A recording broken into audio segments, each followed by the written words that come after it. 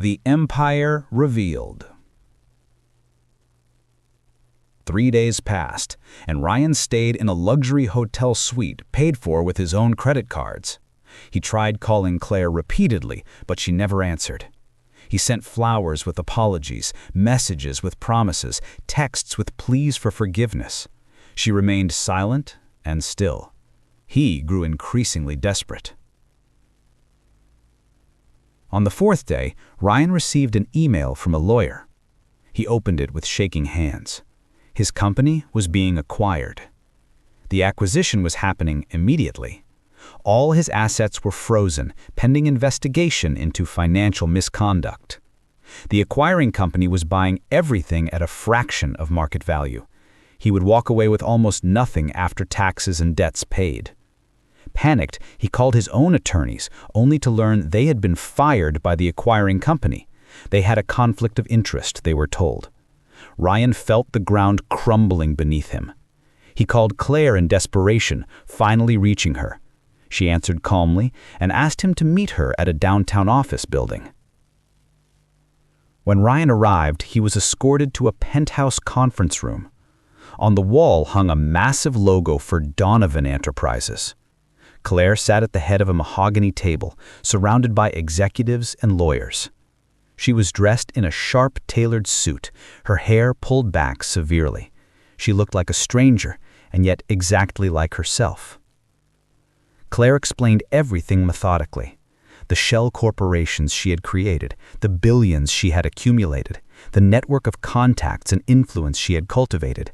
All of it invisible, all of it powerful, all of it hers. She told him she owned his company now. She had been acquiring his assets piece by piece for months, watching him squirm. She explained that Vanessa had been an employee all along, hired to test his loyalty. His affair was photographed, documented, and archived. She showed him contracts she had with Vanessa, proving the entire relationship had been orchestrated. His humiliation was calculated and deliberate. Ryan felt his legs weaken beneath him. Then, Claire softened slightly. She told him he had one choice. She could destroy him completely, expose everything to his family, his business associates, the press. She could ensure he never worked again, that he spent years in legal battles fighting charges of fraud and misconduct. Or he could listen to what she had to say. Claire explained that she had loved him once.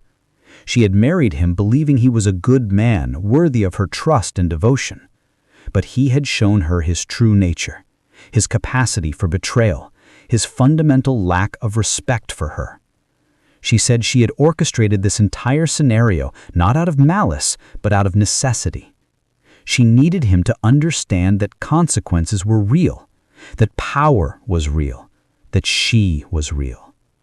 She had spent years being invisible, being underestimated, being taken for granted. By her own husband, by the world. She had used her wealth to teach him the harshest lesson of his life. Ryan stood before the woman he had married and saw her completely for the first time. She was not the quiet, meek wife he had married. She was a billionaire, a visionary, a force of nature. He had never truly known her at all.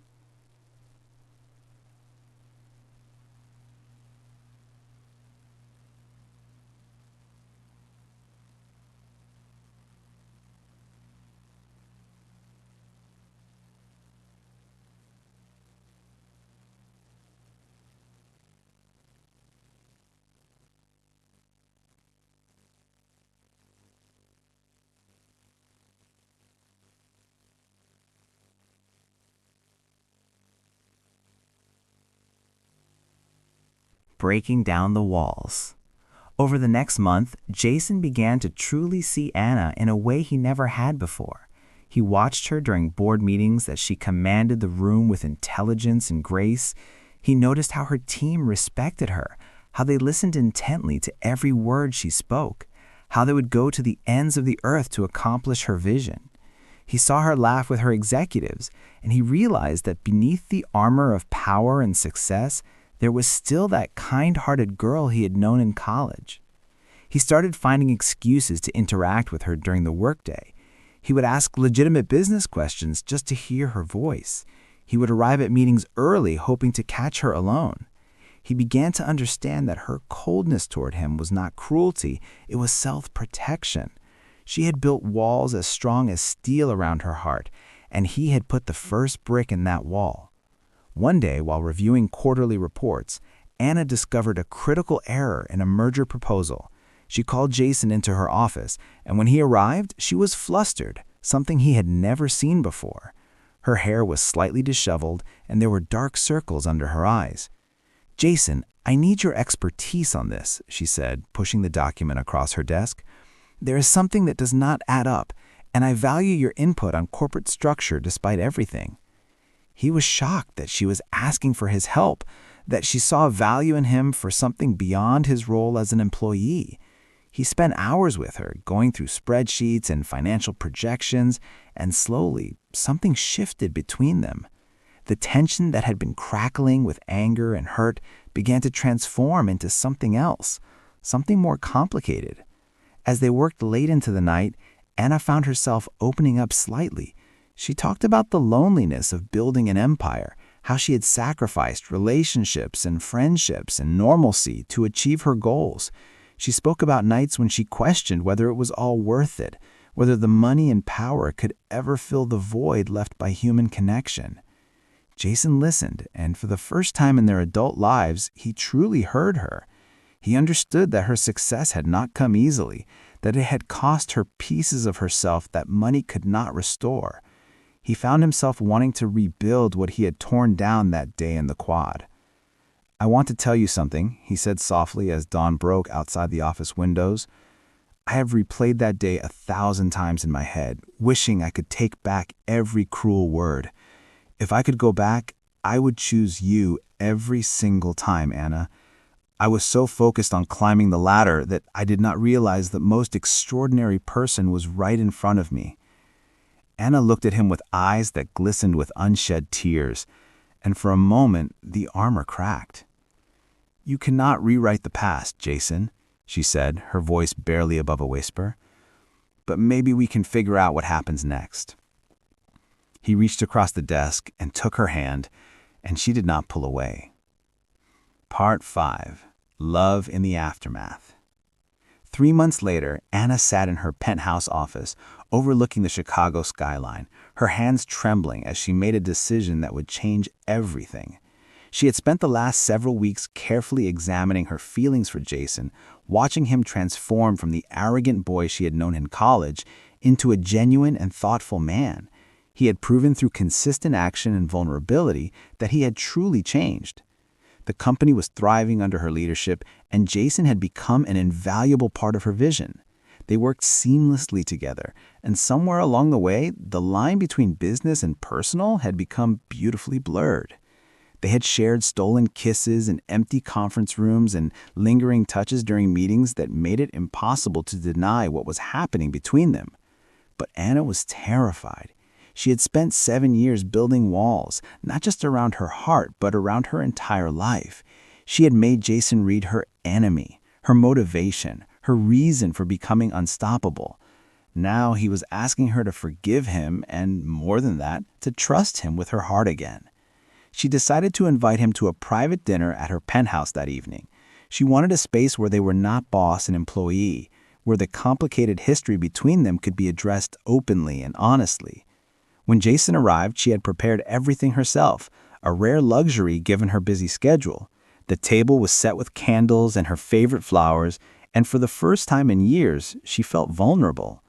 Jason arrived in a navy suit, his hair perfectly styled, but his expression nervous. "I was not expecting this," he said, looking around the intimate setting. "I have been thinking about what you said 3 months ago," she began, her voice steady despite her racing heart, "about how you would choose me if you could go back. I have also been thinking about who I became because you rejected me, and I realized that rejection led me here, to independence, to power, to myself." She paused, taking a breath. "I have built walls so high, Jason, that I was not sure anyone could ever get inside. But somewhere in these last few months, you have been chipping away at them, and I'm terrified. Because I still remember the pain you caused me, but I also see the man you have become." Jason stood up from his chair and moved around the table to her side, kneeling down to meet her eyes. "I know I do not deserve your forgiveness, Anna, but I'm asking for your trust. I'm asking for the chance to love you the way I should have from the beginning. I'm asking for us." Anna pulled him close and kissed him, and it felt like coming home and like taking a risk all at once. It felt like healing and like choosing love over revenge and like finally letting go of the past. Months later, they stood together in front of the entire company, announcing not just a business merger, but a personal one. Jason had stepped down from his position, and they had restructured the company so they could build something together rather than fighting over power. Anna still owned the company, but Jason was no longer beneath her. He was beside her, as an equal, as a partner, as her person. Their love story began with rejection and pain, but it had transformed into something stronger, something built on genuine understanding and growth. They had both become extraordinary, but together they were unstoppable. Anna had proven she didn't need Jason to be successful, but she realized that success meant nothing if she had to experience it alone. And Jason finally understood that the most important thing was not climbing the ladder, but climbing it with someone you truly love. Their story became legendary in the business world. The billionaire and the man she once rejected, the woman who turned heartbreak into empire, and the man who learned that real power comes from admitting you were wrong and fighting for redemption. Their love was not a fairy tale. It was something far more valuable. It was real.